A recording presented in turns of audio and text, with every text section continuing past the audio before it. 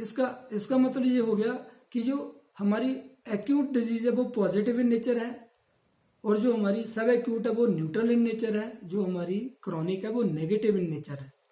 अब एक्यूट के यहाँ आपने नेगेटिव पॉजिटिव लिखा था, उसके आगे हाइफन डाल करके लिखो आगे D6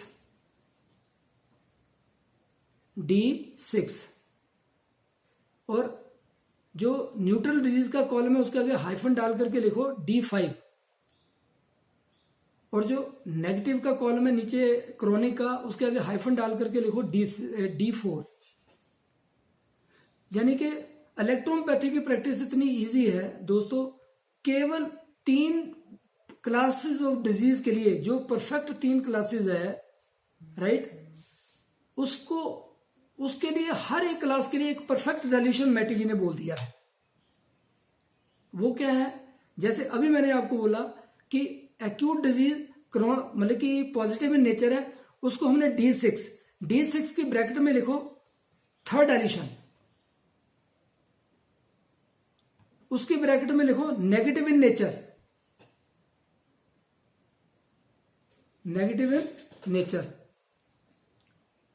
उसके बाद न्यूट्रल के आगे आपने लिखा, न्यूट्रल के हाइफन डाल करके लिखा आपने D5, उसकी ब्रैकेट में लिखो सेकंड एडिशन, और उसकी ब्रैकेट में लिखो न्यूट्रल इन नेचर। ये मैं चार्ट आपको अभी बना करके भी ये कर दूंगा, राइट।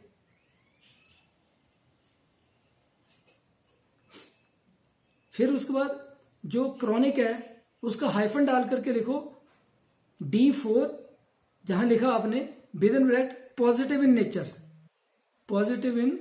नेचर। ठीक है, तो अब आप देखिए इनको टैली करके देखो। एक्यूट डिजीज को पॉजिटिव माना गया, उसके लिए नेगेटिव डाइल्यूशन दे दिया, एक डाइल्यूशन, और उसके बाद सब एक्यूट के लिए आपको न्यूट्रल के साथ न्यूट्रल डाइल्यूशन दे दिया, और क्रॉनिक के लिए नेगेटिव डिजीज के लिए आपको पॉजिटिव D4 दे दिया। अब इसके अलावा मेरे को बताओ कि कौन से फोर्थ डाइल्यूशन की जरूरत कहां है, कौन सी क्लास ऑफ डिजीज आप बताने वाले हो, राइट। ये जो कंफ्यूजन बना करके रखा हुआ, ये फार्मा कंपनी ने, जितनी इलेक्ट्रोपैथी की दवा बनाने वाली कंपनी है, उन्होंने they are making so much confusion regarding to the practice of electrohomeopathy. आपको कहीं सोचने की जरूरत नहीं है, अगर वो मैटियस बे के ऊपर मेडिसिन बनी होगी तो कभी भी वो आपको थर्ड एडिशन से ऊपर जाने की बात नहीं करेगा, राइट। अब ये तीन बीमारी के लिए परफेक्ट 3 डाइल्यूशन बता दिए। इसका मतलब क्या हुआ, चाहे बच्चा है, चाहे बड़ा जवान है, चाहे बूढ़ा है, अगर तीनों को फीवर है तो तीनों को फीवर में F1 ही अगर काम आएगा तो उसका D6 ही काम आएगा। तीनों में डाइल्यूशन कहीं भी कोई चेंज करने की जरूरत नहीं है। तभी तो electropathy is easy subject rather than other medical subject, क्योंकि इसमें कहीं 500 mg, 25 mg, 250 mg की जरूरत नहीं है। इसमें परफेक्ट जो चीज बताई गई है, ठीक है। हेलो, जी सर बोलिए। ओके, मैं मतलब कि अब तीन बीमारी क्लासेस ऑफ डिजीज है और 3 उसके डाइल्यूशन परफेक्ट बता दिए। अब चौथे में आपको जाने की जरूरत नहीं है, राइट।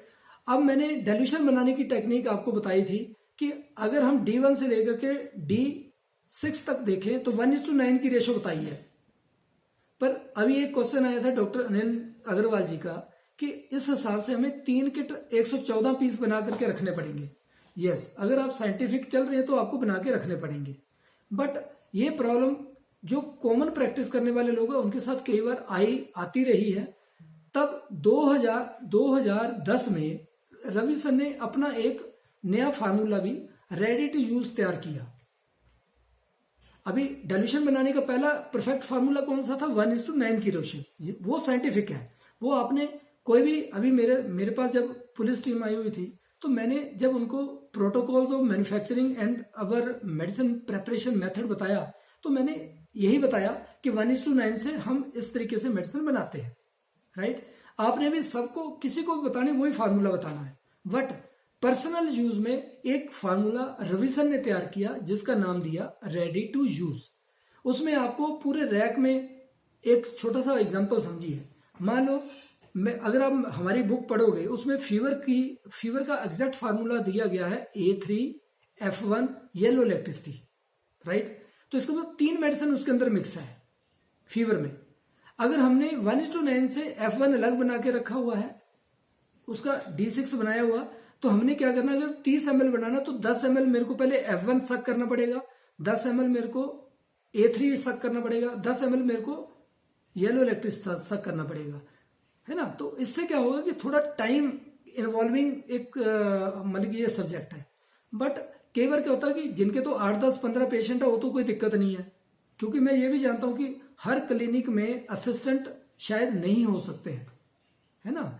और उस कंडीशन में हमने एक रेडी टू यूज फार्मूला तैयार किया जिसमें हमने बताने की कोशिश की है कि 30 ml का parameter, how to make dilution according to ready to use formula, please write down. लिखिए 30 ml। हेलो, किनको आवाज क्लियर नहीं आ रही है सर? सबको आवाज क्लियर आ रही है? हाँ ठीक है सर। प्लीज जिनको वॉइस क्लियर नहीं आ रही है,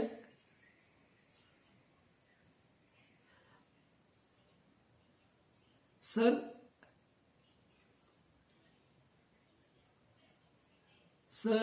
मैं रिक्वेस्ट करूंगा जिनको आवाज नहीं आ पा रही है आप थोड़ा सा अपनी लोकेशन चेंज करें। जब उनको आवाज क्लियर नहीं जा रही, उनको हमारा मैसेज भी क्लियर नहीं, सनम एक मैसेज डालो कि जिनको आवाज क्लियर नहीं आ रही है वो अपनी लोकेशन चेंज करें या फिर एक बार एग्जिट होकर के री एंटर करें। हाँ जी। तो अब मैं आपको बताऊं कि ये जो हमने रेडी टू यूज फार्मूला बनाया उसमें मैंने आप लोग 30 ml का पैरामीटर रखा हमने, राइट।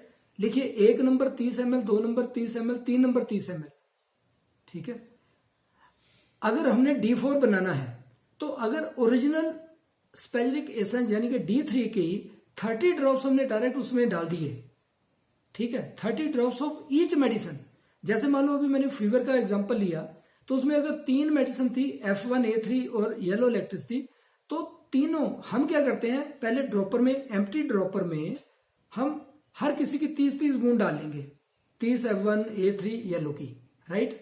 फिर उसके बाद जो बाकी स्पेस बचा उसको हम 30 ml तक क्वांटिटी तक मतलब कि डिस्टिल वाटर से या आरओ वाटर से जो क्लिनिकली हम यूज करते हैं मान लीजिए, उसको हमने मिला करके हल्का सा शेक करके उसको अगली डोज हमने बना करके दे देनी है, ठीक है। अगर 30 बूंद ईच डाली, 30 drops each of original spagyric essence, it will become D4। और सेकंड नंबर पे जो 30 ml लिखा उसके आगे लिखिए D5। D5 में क्या करना, 30 ml plus 20 drops each medicine. इसी तरीके से D6 यानी कि थर्ड एडिशन बनाना है, 30 ml plus 10 drop each medicine, 10 drop each original medicine. यानी कि अब सिंपल सी बात आ गई है। ये चीज आप जानिए कि जो 3 डाइल्यूशन हमने बना लिए, D3 से डायरेक्ट हमने बनाए हैं 30 drops, 20 drops and 10 drops. 30 drops each medicine D4, 20 drops each medicine is D5 and 10 drops each medicine is D6। इसमें क्या होगा, आपका एम्प्टी 30 ml की किट पड़ी हुई है D3 की, आप एट ए टाइम ही पेशेंट को विदिन, सर ये डिस्टरबेंस हो पा रही है, मैं रिक्वेस्ट करूंगा कि सर इनको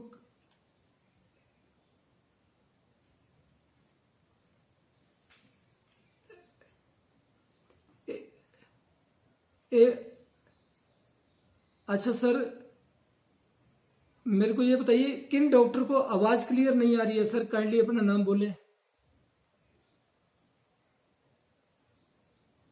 अच्छा डॉक्टर यूसी तिवारी जी, हाँ ओके, आगरा शक्ति तिवारी जी। शक्ति जी आप काइंडली अपनी लोकेशन चेंज करें। हाँ प्लीज आप अपनी लोकेशन चेंज कर लें।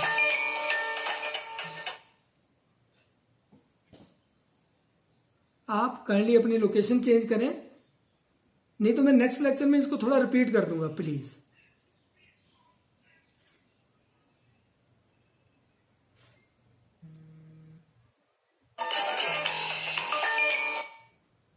जी ओके ओके सर, प्लीज अपनी अपनी सेटलमेंट जरूर देख ले। तो मैं ये कह रहा था कि जब आपको डाइल्यूशन बनाने का जो फार्मूला रेडी टू यूज मैं बता रहा था, वो मैंने बोला 30 ml ईच, उसमें 30 drops each medicine of D3 D4 बन गया आपका। 20 drops each medicine in 30 ml distilled water equivalent to D5 ये, और D6 आपका बन गया 10 ड्रॉप ईच, राइट। मैं आपको बता दूं ये फार्मूला लगभग 80% केसेस में आपके काम आएगा, राइट। मैं 80% बोल रहा हूं।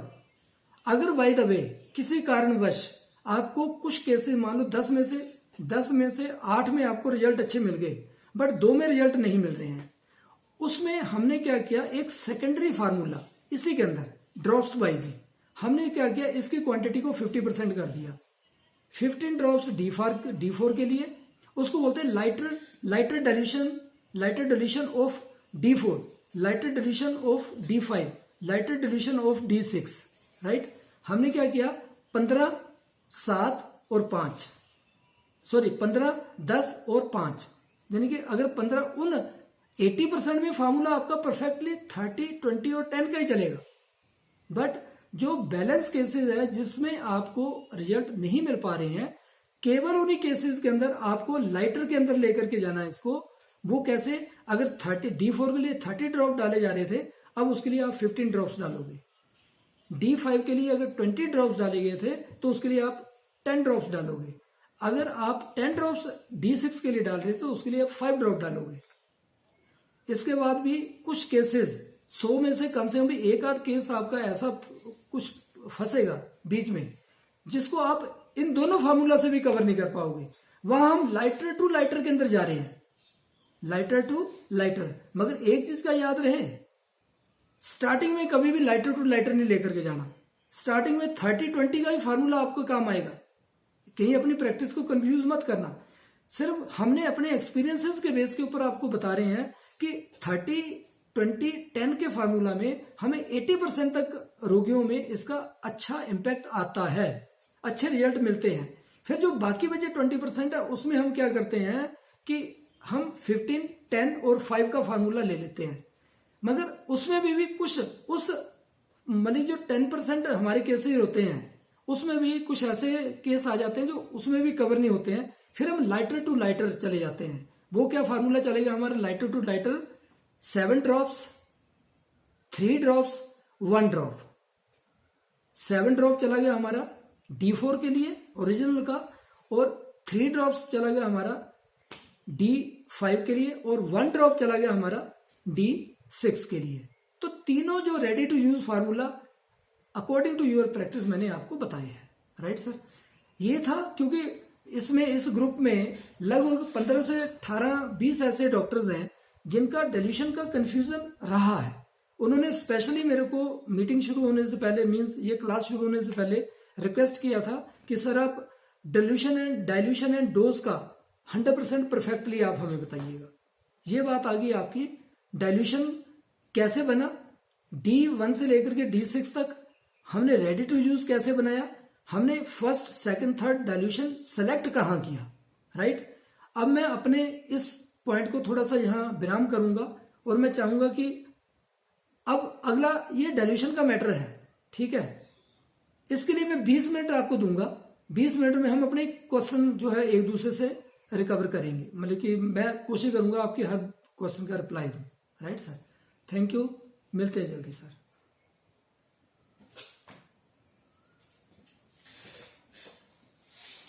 होगा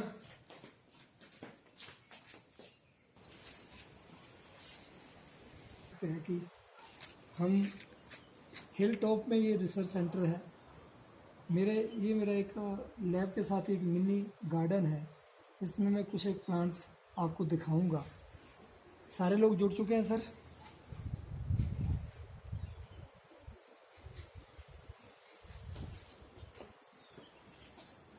अभी कुछ लोग बाकी हैं सर, अभी 30 का आंकड़ा आया है। जो प्लांट्स इस वक्त आपको यहाँ देखने को मिल सकते हैं, ये सबसे पहले ये देखिए, ये प्लांट देख रहे हो आप, ये मेरे हाथ में है, ये वाला, ठीक है। आ रहा, क्लियर नजर आ रहा है? कोई फोटो में कोई गड़बड़ी है? ओके, ये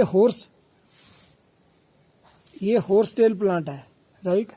और इसके अंदर ये देखो, ये वाला प्लांट आप देख रहे हैं, ये अलो बार्बेडेंसिस है, राइट। इसी के अंदर ये मिंट का भी प्लांट है, राइट। यहाँ आपको अलो प्लस मैंने हॉर्स टेल बताया है, राइट। इसके साथ ये देखिए, ये वाला प्लांट अवीना सैटिवा, राइट।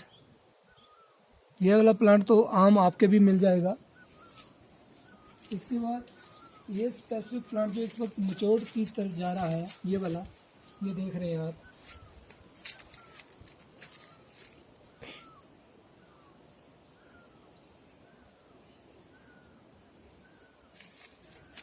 ये देखिए, ये ड्रोसरा रेटेंडिफोलिया, ये इसका लीव है, ये देखिए, ये फ्रेश प्लांट ऑन लैंड है, आप इसको देख सकते हैं, राइट। ये भी एक प्लांट है, ये हमारा हालांकि लैक्टोपैथी का प्लांट नहीं है, ये है जिंको बाइलोबा, ये भी मेरे गार्डन के अंदर है। ये इटालियन एक्कोनिटम, ये वाला, राइट। ये इंडियन अलो, जिसको अलो फ्रोक्स बोलते हैं।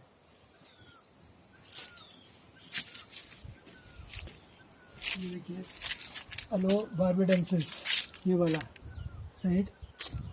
ये देखिए, ये बेदानिया सोमनीफेरा, हालांकि ये इलेक्ट्रोपैथी का प्लांट नहीं है, बट मेरे गार्डन में बेदानिया सोमनीफेरा यानी कि अश्वगंध, हेलो, ये अश्वगंधा, राइट। इस तरीके से ये कुछ प्लांट है। अगर मैं ओवर अराउंड आपको पूरी लैब का चक्कर लगाऊंगा,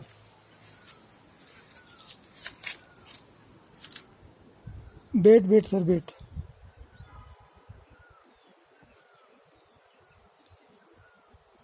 हाँ सर, अब मेरे नेटवर्क में प्रॉब्लम है। ओके, मैं नेटवर्क में जा रहा हूँ। अब मैं अंदर, एक मिनट सर, वेट। अंदर तो वैसे नहीं है नेटवर्क। Wait sir, wait. अब हाँ, क्योंकि अब मैं थोड़ा नीचे कंजेशन में आ गया हूँ ना। अभी आ रही है से? Okay sir, okay. अब मैं आपको लेकर के जा रहा हूँ लैब की तरफ को, जो हमारी फॉर्मुलेशन लैब है।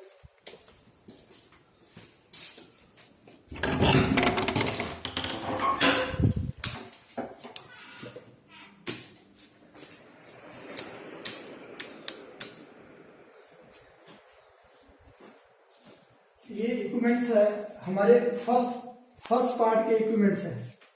लाइट ऑन पहले दो। सर पिक्चर आ रही है?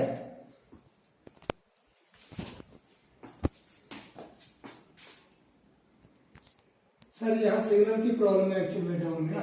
चलिए, इसका मैं एक छोटा सा क्लिप भी तैयार कर रहा हूँ अभी।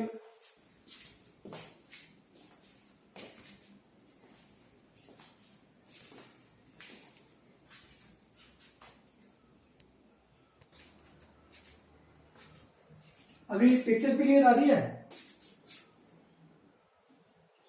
पिक्चर नहीं क्लियर आ रही? सिग्नल प्रॉब्लम है इधर, यहाँ पे नहीं आएगा अभी क्लियर।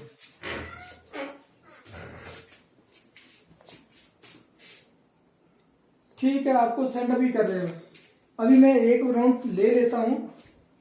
हम रिकॉर्ड कर रहे हैं और रिकॉर्ड करके आपको भेज रहे हैं, ठीक है? राइट सर, ये देखते बस एक बार राउंड चलता रहेगा हमारा।